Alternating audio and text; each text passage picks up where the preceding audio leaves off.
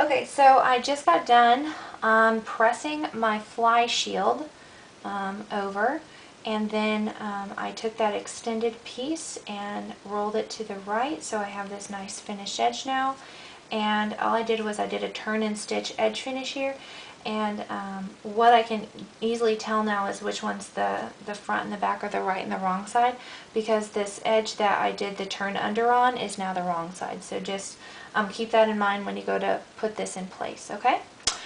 So now what we're going to do is we are going to go back to our shorts, and the first thing that we need to do is we need to flip our sample over that has the zipper on it and remove this basting stitch. Now I removed just a little bit of it so that you guys wouldn't just have to like watch me take this basting stitch out for forever. But the basting stitch is going to be on the left side of that zipper ladder of the zipper teeth, and you just want to go ahead and gently take out this basting stitch so that we can get in there and actually unzip our zipper. And so I'm just finishing up this, taking out this basting stitch. Now I'm sure your guys' seam rippers are a little bit better than mine, because mine's been through many a seam rip in its day, so it's just a little bit more. She's just a little older. She's a little older and a little wiser. She's like, Rachel, you know that you have to take this stuff out with a seam ripper. You just need to get a new one. But I'm almost done here. I wonder if I can just pull the rest of it out. Yep, alright. And then what you're going to want to do is you're going to want to probably try to pry it open inside and see if there's any threads that you can pull out. My bobbin thread was like a brown color, and so I'm going to see if I can go ahead and pull that out, and I was able to. So just check to make sure that you don't have any flyaway threads on the inside, because again, that's what's going to get caught in your zipper teeth. Alright, so the next step that you want to do is we're now going to say hello to our left side of our shorts. And what you first need to do is you need to fold back about 1/4 of an inch, and then we want to unzip our zipper. So go ahead and fold back that 1/4 of an inch here, and we're going to pin this to the front.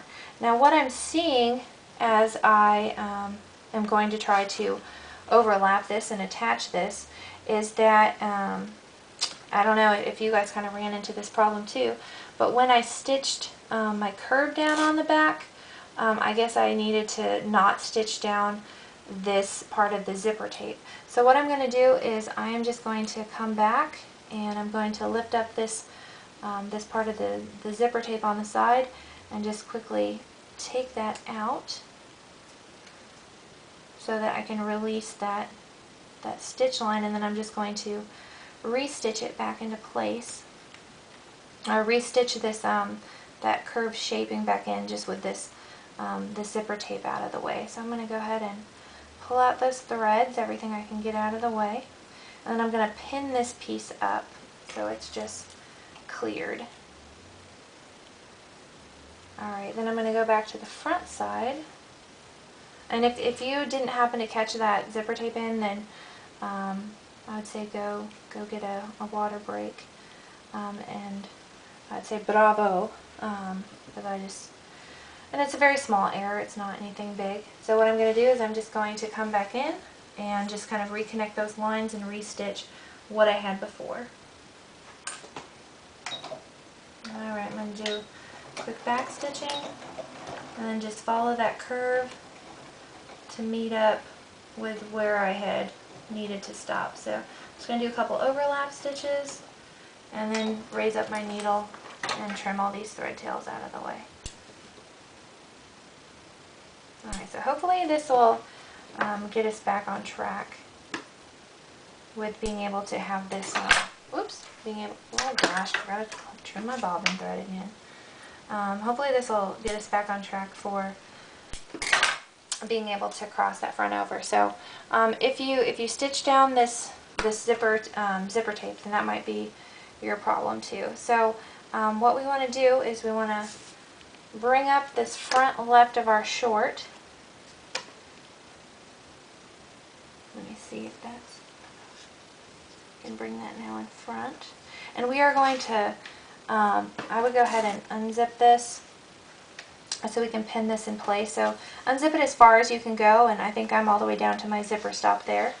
And then I want to come back up, and I'm just going to kind of like push this side out of the way. But where I had pressed over that 1/4 inch seam allowance, I want to then ride very close to that zipper tape here. So I'm just going to try to pin this in place and line this up the best that I can, so when I go to zip this zipper up, that everything will lay as it needs to.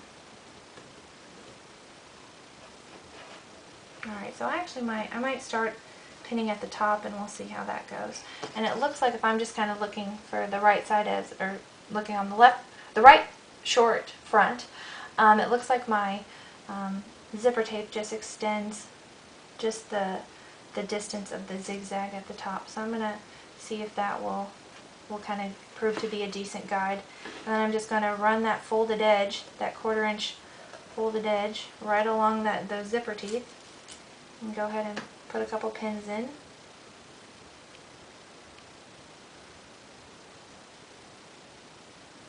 I might want to move this one back a little bit, just so that I want to do a test on this. Well, I'm going to baste it and do a test to see if everything's going to line up like it needs to.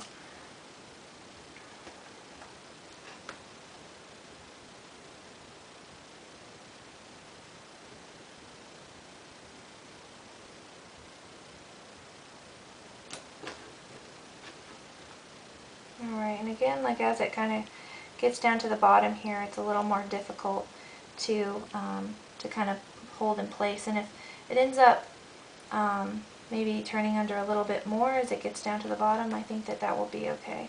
But I'm just going to pin, and I'm just going to baste right up to the zipper stop underneath. And I know it's kind of hard to see because things are folded back, but I'm just going to start at the bottom here next to that zipper stop and baste everything in place. Whoops, the rolling pins. Alright, I think this last pin should hopefully get me where I need to go. Okay, and I'm going to see if I can baste this in place with my regular zipper footer if I need to switch over. Make sure that you have your crotch curve out of the way here. We're only stitching the fabric to the zipper foot itself. And I'm going to start at the bottom, and I think that I can use my my regular foot for the basting. So make sure that you're up around your basting length, and then go ahead and lower your needle in. And you know, we'll take out this basting, so there's no need to back stitch. So I'm just going to run the edge of my presser foot as close to those coils of teeth that I can. Oops, got some pins in here that I think is kind of messing things up. Pull those out. Alright, put my needle back down. Oh, you know what it is? It's my pull tab got caught on the back side of my presser foot. So if yours is kind of doing that, that might be your case too. Alright.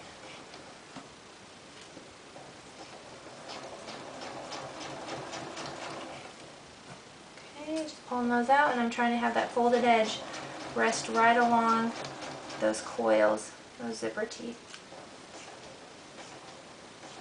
Alright, and then when I get to the top, I'm not going to worry about doing any back stitching because these are basting stitches, and I'm just going to trim up my thread tails a little bit.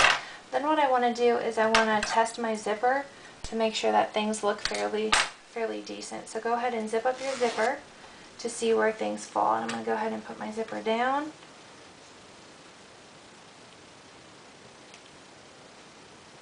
And it doesn't look too bad. I think that actually looks pretty good. If you think that it's kind of bunchy at the bottom, it might just be because your crotch seam might be laying a little funny, but you know, if we were making a full pair of pants, that would be okay. So you can just kind of fold that back on itself because that would go in between your legs.